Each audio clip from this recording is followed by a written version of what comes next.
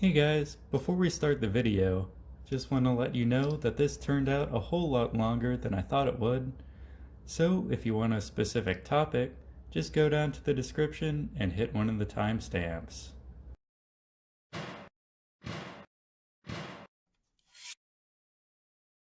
Hello everyone, welcome back to Forged in Lego. And today I'm going to do a little bit of a different video. I'm going to be giving you a tutorial on how to use Studio by Bricklink. Now this is a really useful software for designing models if you don't have the parts for them, and I use it especially to make instructions for the models I built physically. So I'm going to walk you through the basics of how to build your model, how to render it, and how to make instructions out of it.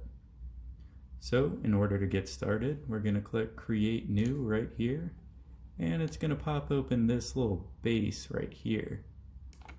Now this is the most intimidating part because, at least when I started, I had no idea what all these parts were called. So I'm going to go through a bit of the basics. First up, you have bricks. Oh, whoops, spelled that wrong. You have bricks, and these are just your basic building blocks that everyone knows and loves.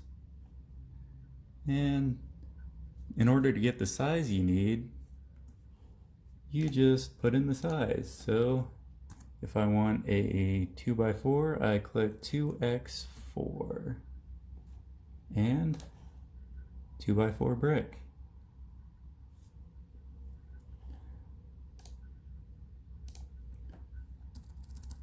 Another very popular one is the plate. This is the same thing as a brick, except it's flat. It takes 3 plates to form a brick. But let's get into some of the more esoteric ones. For example, we have slopes. And these ones have a kind of weird way of displaying the size. So this one is a 2x4. So the 2 is always the length of the sloped part, and the second number is always the length of the non-sloped part.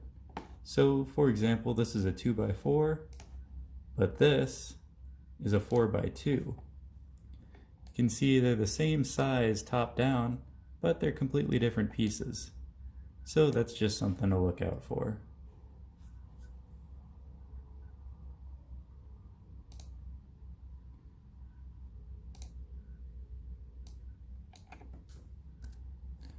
And if you want horizontal angles, you're going to have to look up wedge plates. And these are like your wing pieces and such. So let's get those out of the way. You also have tiles, which are plates, but they're smooth on the top, like this 1x2 right here. And of course, with all the plates and bricks and such, there are a lot of modified versions. So for example, if I want say a 1x2 plate with a bar on the side, I say 1x2 plate modified, and scroll down, and I look through all these options until I see the one I want. Say this one. It can get tedious, but usually you can look up exactly what part you need very simple. You just kind of describe what the part is and you can find it. So after that, we get to actually building the model. And just to serve as an example, I'm going to build the old version of the droideka. So that involves some of these parts. And I'm going to build the base right here. You move the part, you rotate the part using the arrow keys.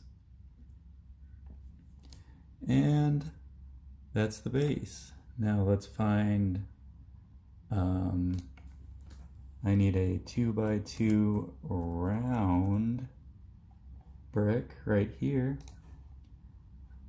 And that's going to be a clear part that goes on the bottom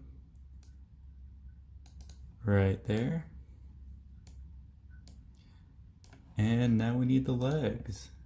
So those are just droid arms. And first you attach them to the bar right there. Turn it to attach on there. And then once you have them attached, you have to rotate them. So in order to do that, you click on that, click on this wrench, and click on the rotate icon, and then you can turn these. I'll take these out to 295. A little bit more.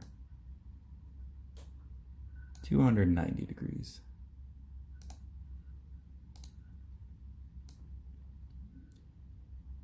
And I'll do the same on this side. And on the back, I'll take it to a little bit of a shallower angle since it's higher up.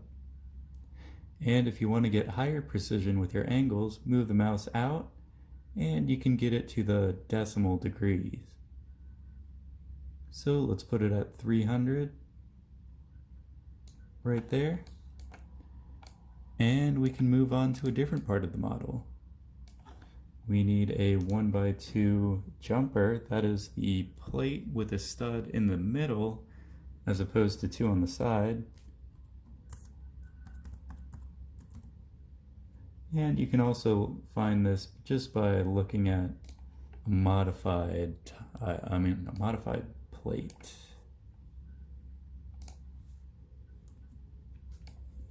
So we can put that right there, and now we need a 1x1 clip.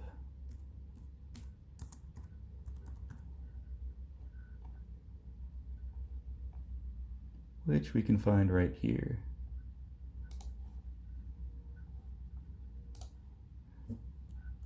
You'll notice that I haven't done any of the colors yet. I'll get to that later. But sometimes it's just easier to do the colors at the end. But when working on bigger models, you might want to do it while you're building it so that you don't have to take it apart later to make sure everything is the right color.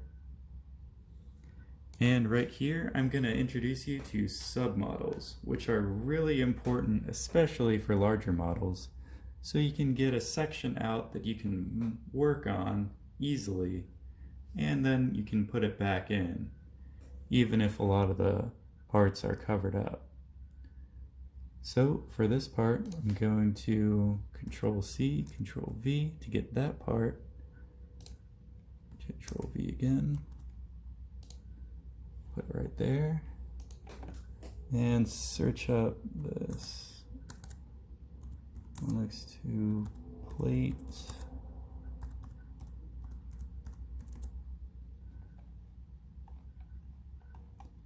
And here's the part I need.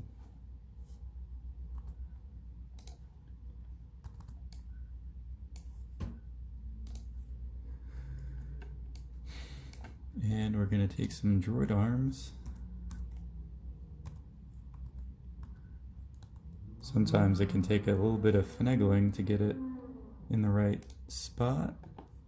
But right now I'm going to copy and mirror that one so I can get it on the other side. Just like that.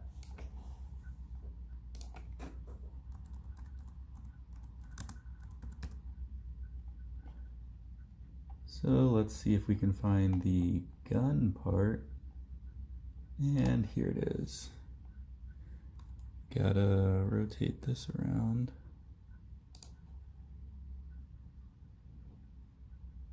Perfect.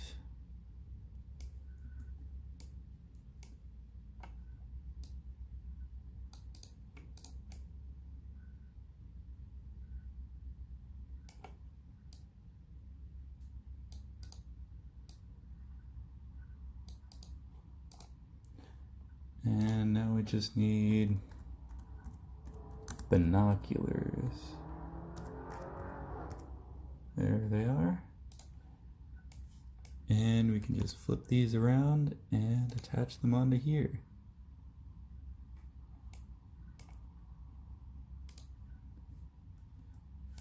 So I'm gonna create this into a submodel.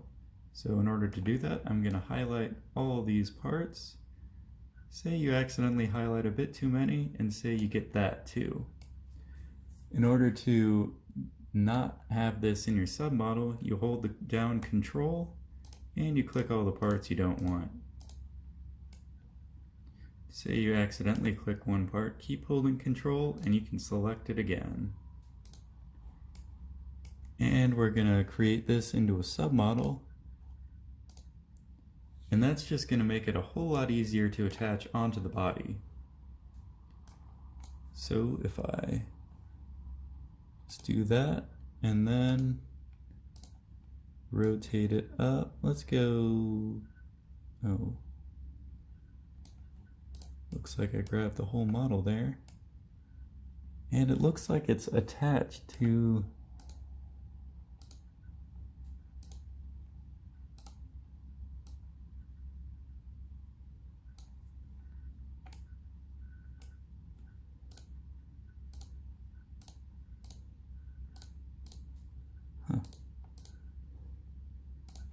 That's alright, we can just select all, we can hold down Control and select all of these parts.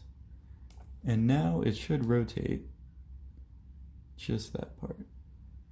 Good. So we're going to rotate that up 25 or 30 degrees. Whoops. What happened there? Well, if something like that happens, you can just edit, undo, and it pops right back where you want it. So now we just have the head. So I'm gonna take some of these.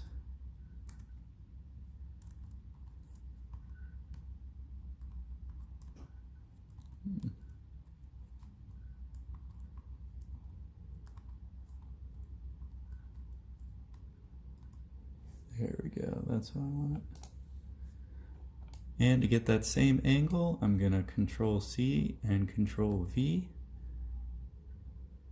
And then Control V one more time to get the last one. And look up droid body. Here it is.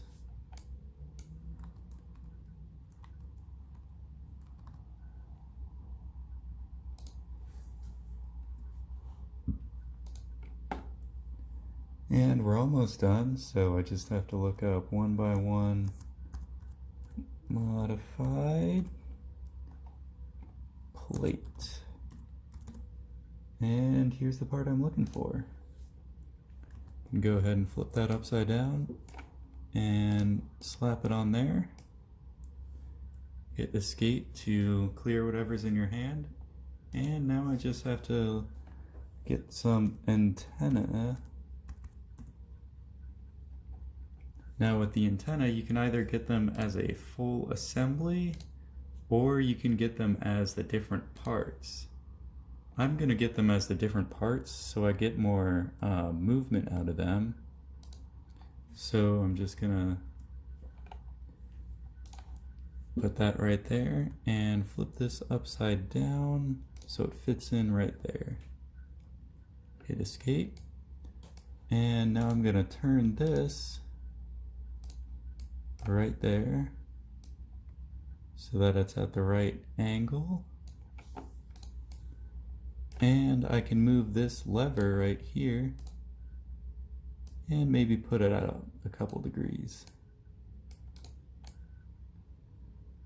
Now if I hit Control and click both those pieces, I can copy and mirror them so I can put them on the other side with the exact same angle. Oh, looks like it didn't get the angle right, but that's alright. We can just move that down and a little bit more. Perfect. And we can get rid of that. And now we're on to getting the color in. And this is exciting. You just go up to the color palette area and search through all the colors right here. So you don't want to scroll through them, you can just look them up right here. So for example, I know I'm going to need black, so I can just hit black right there and click I can click the part that I want to be black and just make it black. And now over under content colors, you can see that there is a black square right here. So now I can just hit this one and hit that thing and it turns it the right color. And to get into the submodel we created, you see it's just a big box right now, but if we double click on it, it isolates that. So we can edit the colors of the parts in there too.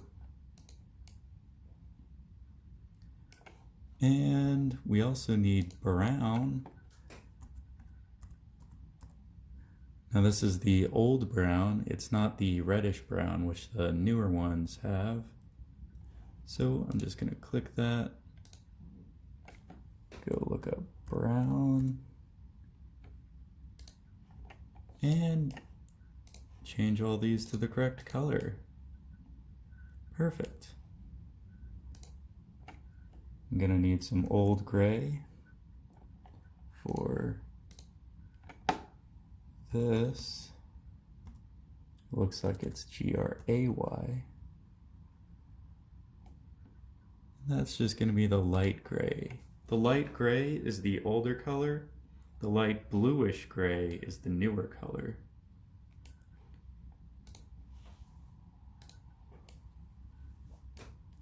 The light gray tends to get a little yellow over time, and it doesn't look as good.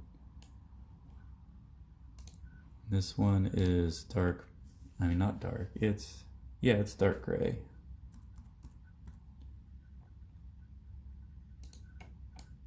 Just regular dark gray, you can see it's a kind of a yellowish color, unlike the newer dark bluish gray.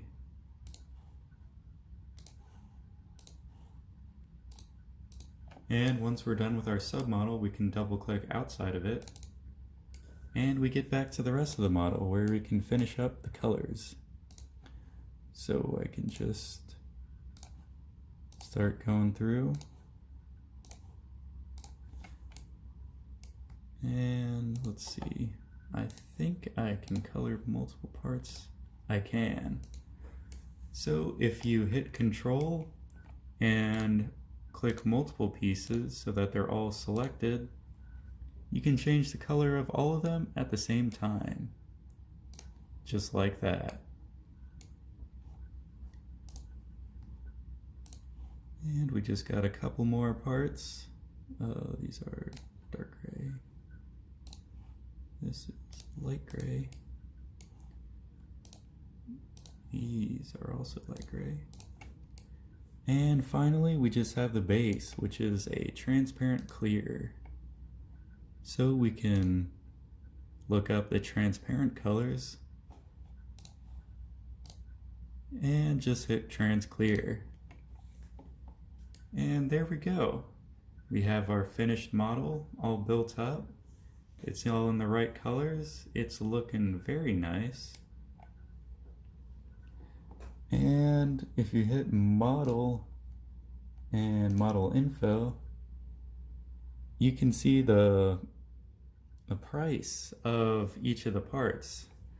Now for this one, it looks like I picked the wrong type of jumper plate right here, which wasn't in production when they were using light gray. But I can go back and change that to get an accurate price. And this is an expensive model. It's $21 apparently on Bricklink. And to see what the most expensive part is, you can just sort by price. And wow, that's an expensive part. I did not expect it to be that much. Ooh. But when I'm going through my models and I see something like that, I always find a way to replace it so that it doesn't come out to a $21 model.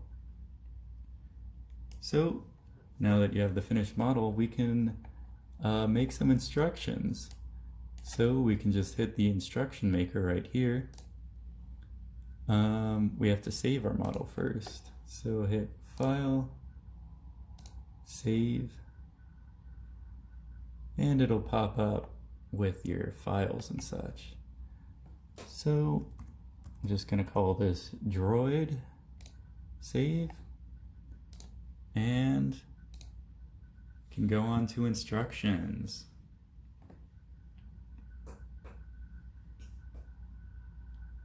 And once it loads in, we can see it's in a nice like comic book style rendering.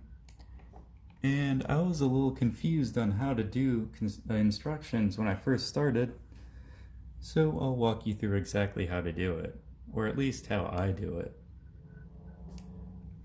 So what we're going to do is we're slowly going to take parts off of the model.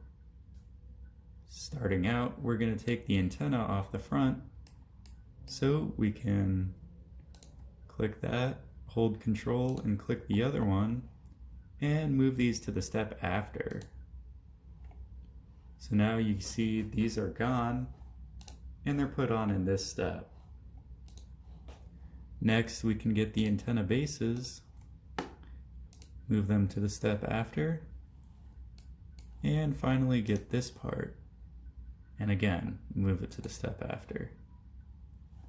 And so you're going to be doing this, slowly going through the model. And when you get to a submodel, that whole thing, you click and hit View Steps to do the instructions on the submodel. So I can just step after,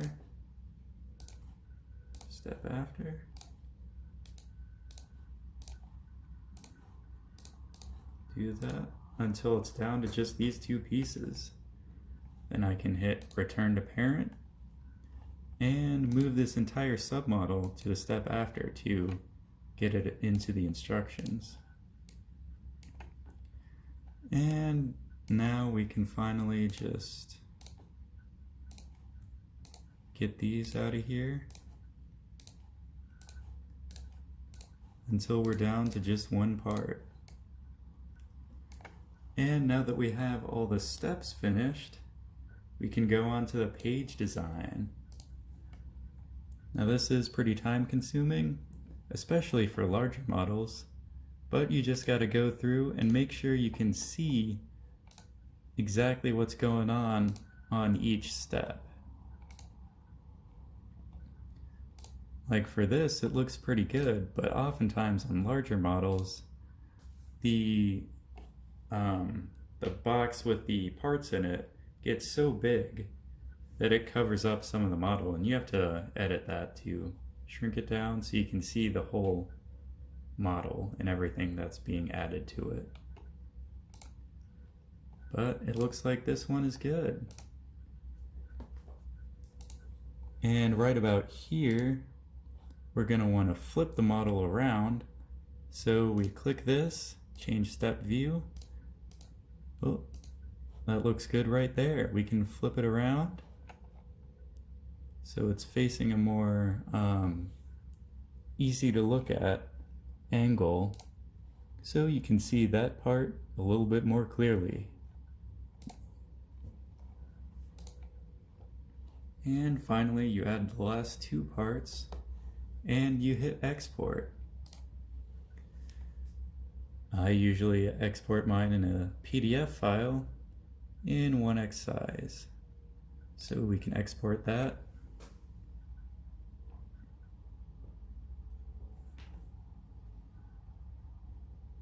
And since this is really small, it exports very fast. But for larger models like my dropship, it would sometimes take a couple minutes to export the whole thing. And we can close that. And we can go back to, we hit exit. And we go back to the model right here. And say you want to render it so you get a nice 3D model look that's all clean, doesn't have any scratches and stuff. So this pulls up the rendering window, and I usually try to render mine in the lowest quality possible because my computer isn't exactly the most high-tech.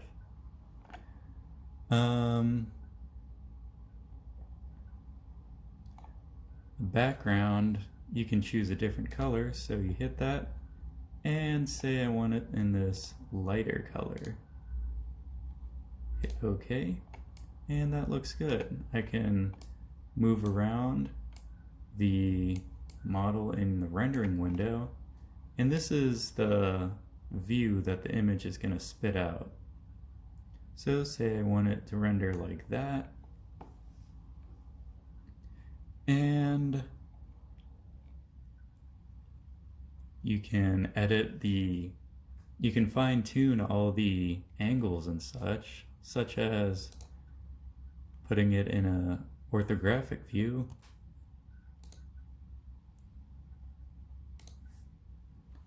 But I think this looks pretty good. Right now, I just have UV degradation on. I think I'm going to turn that off and turn the stud logo on because this is such a small model. Scratches I turn off. I turn most of these things off because they eat up rendering time, and that takes that really takes over my computer for a long time, even at the lowest quality. So if you have a higher tech computer than I do, you can turn on a lot of these settings and get a much nicer picture. I do recommend upping the pixel size from the default, because even if you render out a really nice looking image, if it doesn't save it with enough pixels, it'll still look terrible, just unfortunately. So I'm doing 1280 by 720. It's in the 16:9 aspect ratio, and that's important because that's what YouTube's aspect ratio is. A lot of cameras are set up for 4:3, but YouTube videos are 16:9. So I can just hit render and save it as droid.jpg and just wait for it to spit it out.